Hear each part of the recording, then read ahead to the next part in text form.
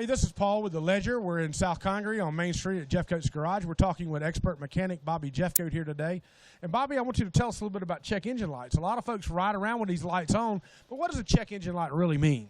It's giving you an indication you got some kind of electrical computer issue, and that's why it's there designed when it comes on to get it to a certified garage to have it checked.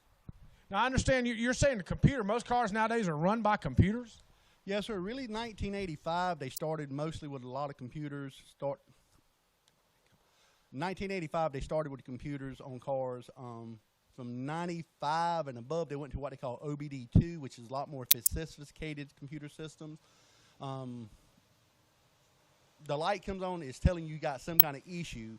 It could be something simple as a sensor, or it could be something as deep as a computer issue. But the light is designed to tell you got a problem, you need to get it checked. Well, now, what if my light comes on, but the car doesn't seem to be running bad to me? Does it still mean there's something wrong with the car?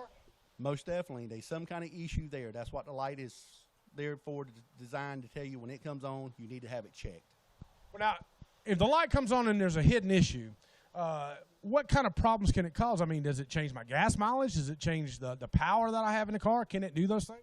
Yes, sir. And all of these above, it can go anywhere from lower your gas mileage to cutting off with you driving down the road to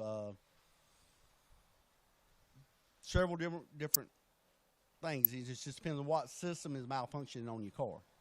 Well, now, us standing here looking, Bobby, the underneath of this hood of this car, and this is probably what maybe an early 2000 model, something like that.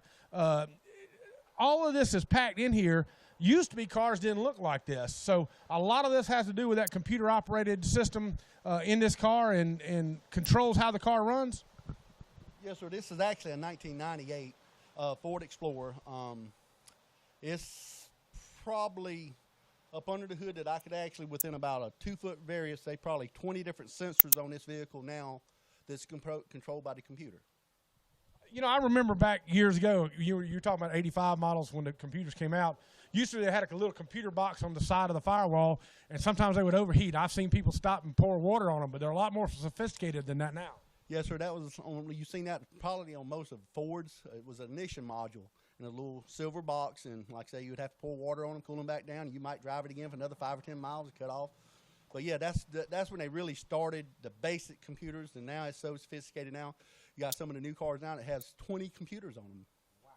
20 computers on one automobile. It really is kind of taking the shade tree factor out. I remember one of my first vehicles was a 1963 Ford, and if you wanted to work on the engine, you could actually get in there and between the engine and the fender, and you could stand down with your feet on the ground, but you certainly can't do that anymore.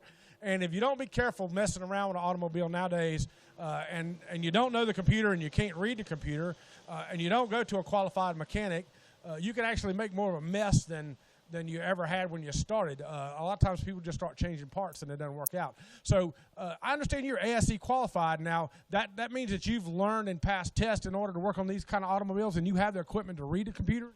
Yes, sir. ASE's qualification is Automotive Service Excellence.